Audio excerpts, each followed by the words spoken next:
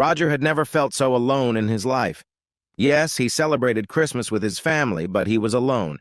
His parents had each other. His 3 siblings had their spouses and children. But for the first time in 12 years, Roger was alone. He had divorced his wife of 11 years just 2 months earlier, and now, during a season that was always about family, he was alone. God bless his mother, his 2 sisters, and his brother. They tried their best to make Roger feel loved and included. Everyone in the house knew except his father. Emotionalism wasn't his thing. He tried to remain nonchalant, clapping Roger on the shoulder as his only show of emotion. Roger knew it was his best version of fatherly love. It was just as effective as what the rest of the family was trying to do. You really can be alone in a crowd, Roger thought to himself. The family opened many presents under the Christmas tree. Everyone oohed and ahed, laughed and teased each other as only a family can do. Roger tried his best to pretend to enjoy it. He didn't want to spoil it for anyone, especially his 7 nieces and nephews. Christmas is especially for children. Uncle Roger wasn't going to be part of the fun. Roger couldn't help but think about the one gift that wasn't under the tree, a 25-carat gold diamond necklace. It wasn't under the tree because it wasn't going to be given. About a month after Christmas in January, he received a large sum of money for the necklace. It was for his then-wife Tracy, who was the love of his life in January. It wasn't until February that he found out she had been cheating on him for 6 months and 2 weeks later hit her with divorce papers.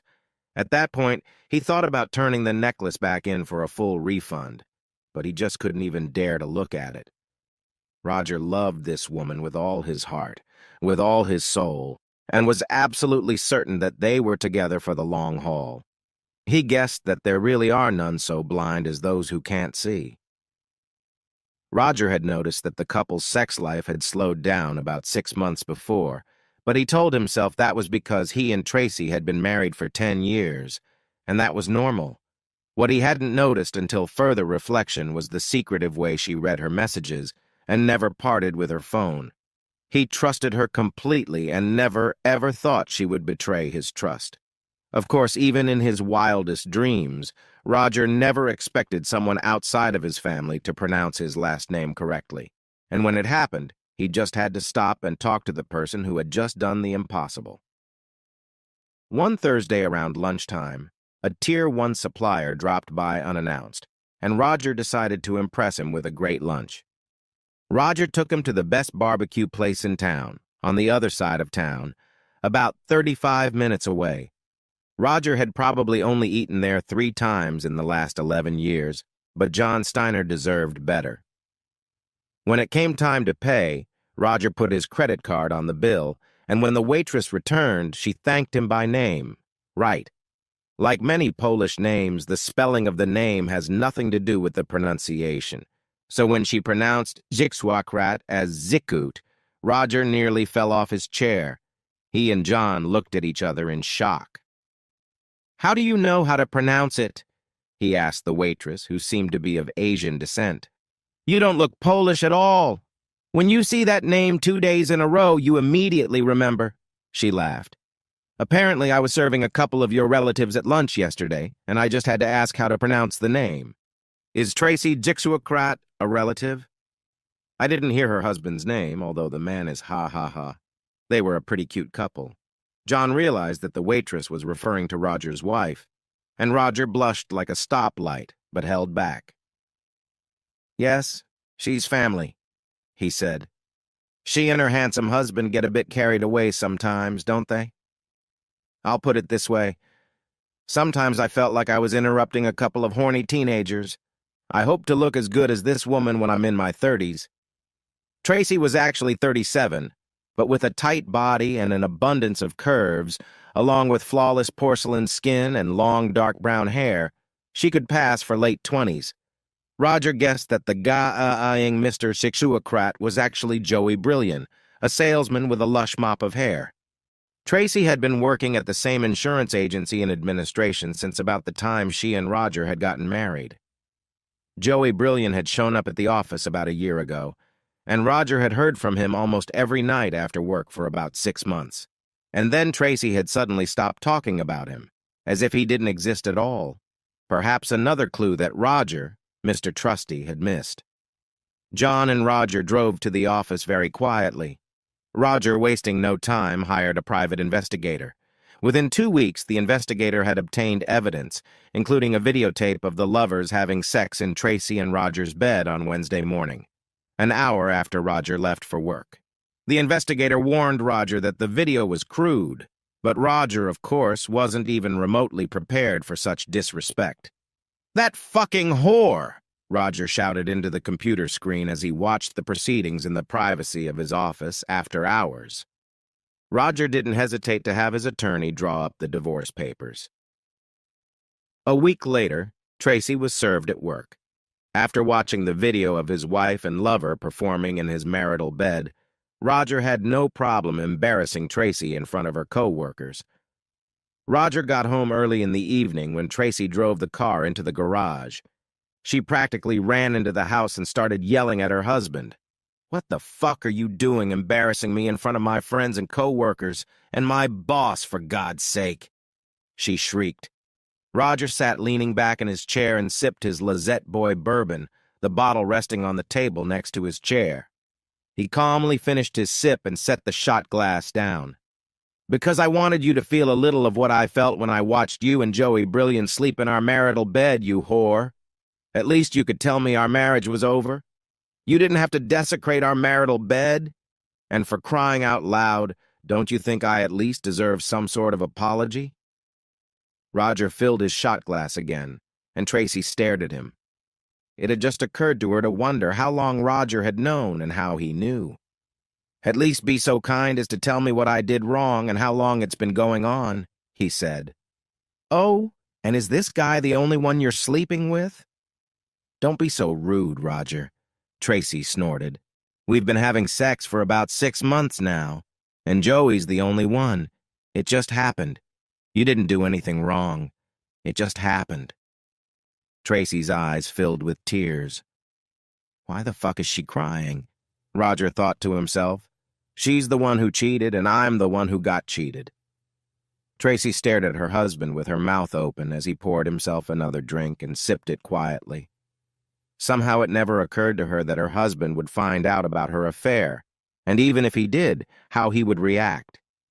It suddenly occurred to her that she had been terribly cavalier in taking advantage of her husband's affection. Roger's family had been as devastated as he himself had been when they learned of Tracy's betrayal. After all, they had been married for 11 years and almost seemed like the perfect couple. The only thing missing from that perfect marriage was children. Although the couple decided to have 2 children when they were first planning their lives, Tracy kept putting off starting a family until one day Roger asked her if she was breaking their agreement. Tracy tearfully admitted that she was, and no amount of arguing from Roger could make her change her mind. It was a tense few months for the couple, until Roger finally told Tracy that he would let her do things her way. Mary Hewson looked sadly at her husband. Last Christmas, with its warmth and cheer, seemed so far away, she thought. This Christmas, with the recent divorce of oldest daughter Tracy, seemed almost ghostly. Yes, the house was full of their second daughter's family of 6, but Tracy, without Roger, seemed to be walking around in a bad dream. Plus, Roger was always the soul of the party when families got together. Although he and Tracy had no children, he loved his 4 nieces and nephews and was always supportive. For their part, Mary and George Hewson simply adored their former son-in-law, and Tracy's feeble attempts to explain why their marriage had broken up never seemed adequate enough. Roger told his relatives that the decision to divorce belonged to Tracy, and he would not discuss it any further. Tracy felt the tension of the whole family as they spent the few days before and after Christmas together. She thought that being with the family would help her overcome the malaise she felt inside. But it turned out that being around the family had the opposite effect. Everyone seemed to be waiting for a better explanation as to why she and Roger had divorced. And it seemed her sister's children blamed her specifically for Uncle Roger not being around. The Hussons hadn't invited Joey to family Christmas, and Tracy didn't fight for his participation in the event. She would miss his lean, muscular body next to her in bed at night, but she wouldn't have to deal with the awkwardness of him being an outsider. Realizing that it had only been 2 months since the divorce was official, Joey hadn't been particularly resistant when Tracy told him she was going to her parents' house for the vacations without him. Tracy was stunned when she was served divorce papers at her place of employment one afternoon in late February. She had no idea that Roger knew about her affair. She had been so consumed with her personal life that she was terribly embarrassed when she was served, and she was pretty sure she caught Joey's smirk in the background. She drove home furious, but that anger was replaced by confusion when she ran into Roger. He was quiet and calm, and seemed more interested in his bourbon than arguing with her. Besides, she knew she really didn't have any good answers to his questions. He seemed to know a lot about the case, including the fact that he and Joey had a date right in the bedroom. When Roger mentioned that, she even thought it sounded tasteless. She told Roger the truth, that she didn't want it to happen. Virtually every woman in the office swooned when Joey joined the staff. His looks and charm quickly won over most of them. Tracy noted that the young man was very skilled at flirting and seemed to be very good at the seduction game. She didn't seem too bothered when Joey started chatting her up, assuming that she was immune to Joey's advances since she was completely in love with her husband. A casual lunch turned into a casual dinner, as Tracy told her husband several times that she had to work late. She admitted to herself that she enjoyed Joey's company, and the man was certainly handsome. At the 5th dinner, the couple ended up in a hotel room, and Tracy hesitated for only a minute before she found herself under Joey. Tracy knew this wouldn't be the only time for the two of them. Tracy was somewhat surprised that she wasn't overwhelmed with guilt as the two of them washed and dressed. Physically, she felt great and wasn't too worried about her husband. Completely satisfied with her young stud, Tracy refused to have sex with Roger. Joey's youthful enthusiasm, his overall strength and sexual stamina, combined with the illicit nature of what they were doing, kept Tracy hot and ready to go as long as the young man wanted. Then the two of them cuddled together, talking and laughing. It may not have been intentional, but the longer they were together, the closer Tracy became to Joey. Because Roger always trusted Tracy and gave her space, she didn't feel pressured in her relationship with Joey. The two were never publicly frank about their relationship and were always careful with their dating, except when they occasionally used Tracy's marital bed at Joey's request. The young man found it exceptionally arousing to engage with Tracy in her marital bed, and being assured that they would not be caught, Tracy had to admit that she found it arousing as well. Once Tracy got used to being serviced, she and Joey began to spend more time together, and not just sexually. She found peace and security in his strong arms, just as she had once found in Roger's arms. She was surprised at how easy it turned out to be to forget her husband. Joey Brilliant missed Tracy when she went to her parents' house for Christmas. The couple began their romance more than a year ago and grew closer when Tracy's husband, Roger, filed for divorce in February. The divorce became official in October, and Joey and Tracy considered moving in together.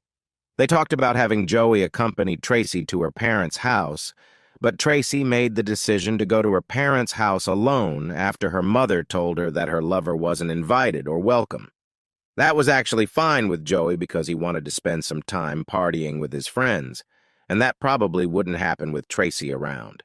To be honest with himself, Joey hadn't planned on being with Tracy for that long, but she was a beautiful woman and a damn good fuck. When he'd first pursued her at work, he'd known she was married, but it had never bothered him before. He'd seduced a few married women. He just hadn't planned anything long-term. That plan changed when Tracy's apparently clueless husband stopped being clueless after about 6 months and filed for divorce. Joey couldn't believe that Roger had basically just abandoned his wife without putting up a fight. Joey had no way of knowing whether Roger was stupid or cowardly, and discussing the matter with Tracy didn't bring him any closer to an answer. The strippers were in full swing, and on the night before Christmas Eve, the party was good. Joey had left his friends around 1 o'clock in the morning, accompanied by a pretty blonde who had been drinking with Joey and his friends for hours. "That damn guy is so good-looking that women just can't get away from him," one of Joe's friends said to the other man. The men grinned. It had been almost 5 years since Roger had last seen Mary Hewson. He had always liked Mary and George. They had been very kind to him over the years and had nothing to do with what their daughter had done. Roger still sent birthday and Christmas cards. When Roger walked into the Italian restaurant, Mary was already seated at a table. Although she and George lived an hour south, she had asked Roger to meet her at one of his favorite restaurants near the apartment he had moved into after the divorce. At the thought of divorce, Mary's eyes moistened. Roger was a great guy, and even now she couldn't understand what Tracy had done. When Roger came to the table, they hugged. "It's been too long, Roger," Mary said. "George and I and the rest of the family have missed you. We love you, Roger, and nothing Tracy has done will change that." "And I love all of you guys," Roger replied. "I'm sorry to be so distant from you guys." "We understand, son. It's okay. But I have a selfish reason for wanting to see you. Remember Tracy's cousin Bunny, the youngest of her wedding friends, who went into the Air Force shortly after the wedding? Well, she went back to civilian life and just got a job with an aerospace firm in your town. I was hoping you could show her around the city, introduce her to the right people, and just point her in the right direction. Honestly, I'm not asking for anything more than that." Roger smiled crookedly at his former mother-in-law. She feigned surprise. "It was a request for either you or my daughter, and right now neither George nor I take much pleasure in seeing Tracy lead her own life, let alone help someone start a new one." Roger nodded in agreement. Enough said, he thought. A few days later, Roger called Bunny and invited her to lunch at the same restaurant where he had met Mary. He really didn't know what to look for because the last time he'd seen Bunny, she was a thin, blonde-haired, freckled 19-year-old girl getting ready to go into the Air Force. Now she was 36 years old. The only hint Mary had given him was that Bunny no longer had freckles and her hair had darkened. Roger waited attentively as the waiters escorted the 3 lone brown-haired women to other tables. The 4th brown-haired woman turned out to be Bunny.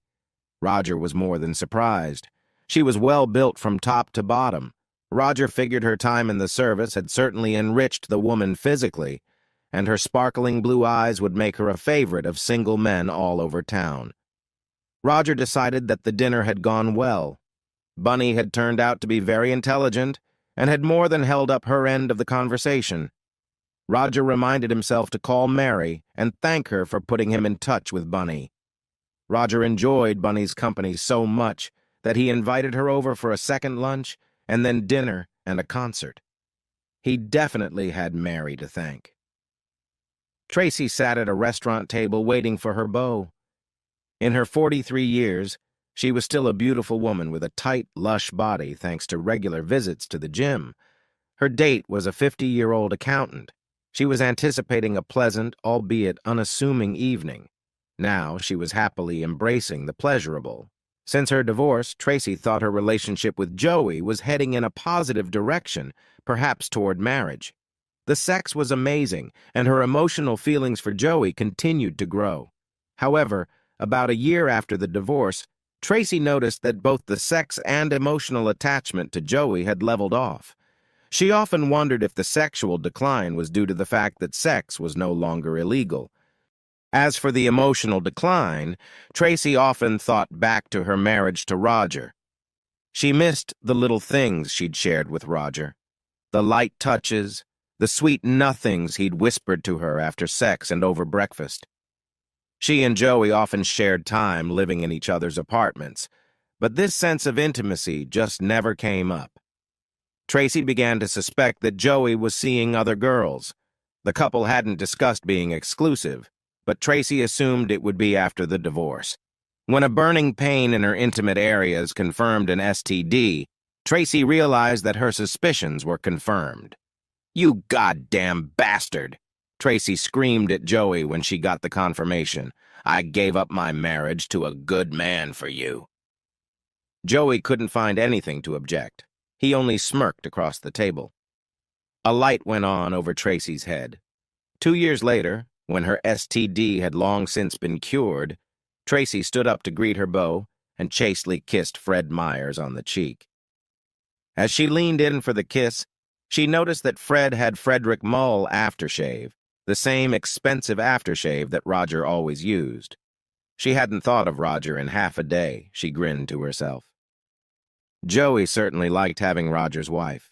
She was prettier than most of the wives of other men he'd had, and she was a great lover. So many women just lay around like dead fish. Tracy wasn't one of them. She seemed to enjoy illicit sex as well. Joey noticed that the arousal began to diminish when Roger filed for divorce from Tracy, but her emotional dependence on him seemed to grow. At first, Joey enjoyed the intimacy, but then he began to see it as a great burden. After he had been exclusive with Tracy for about 2 years, the itch for other women began to rear its head. He would sneak out with other women from time to time, but since he preferred sex without saddles, he soon caught syphilis. He had no sooner told Tracy than she herself found out that he had passed his problem on to her. She was unhappy about getting the STD and what the disease meant for the couple's relationship. Joey didn't lose a minute of sleep over his breakup with Tracy. It was a huge party to celebrate Roger and Bunny's 25th wedding anniversary. Roger surprised his wife by renting a party room at their favorite restaurant and inviting friends and family, including the couple's 23-year-old son Daryl and 21-year-old daughter Abigail. No one was surprised by his former mother-in-law's role. 5 years after Roger divorced Tracy, Mary asked him to help out his younger cousin Tracy, who was coming back to town after serving in the Air Force. Lunch turned into a relationship. Roger learned that Bunny was divorced. "You set me up, Mom," Roger said with a wry grin when he met Mary after learning about Bunny. "It was a really good plan, Mom." Mary smiled broadly and grinned. Roger looked embarrassed. "It wasn't a plan, Roger. I swear," Mary said quietly. "I was only asking you for a favor. There was no way I expected it to last. I knew you'd hardly been seeing each other since the divorce, but I never thought—" "I can't tell you how happy George and I are. You know we always thought highly of you and love Bunny to death. We know you'll do right by this girl, just like you always did right by Tracy when you were married." "Whoa, Mom. You're in a bit of a hurry now, aren't you?" "I don't think so, Roger," Mary replied. "You two look great together. She's got your heart, hasn't she?" "You know me well, Mother. Now suppose it does happen. Who do I call Mom? You or your sister Grace?" "What about both of us? Grace may deserve the title, but I'd be incredibly hurt if you called me anything else after all these years." Mary was right, Roger admitted to himself. Bunny had his heart, and about 13 months after their first lunch, the couple had bonded in marriage.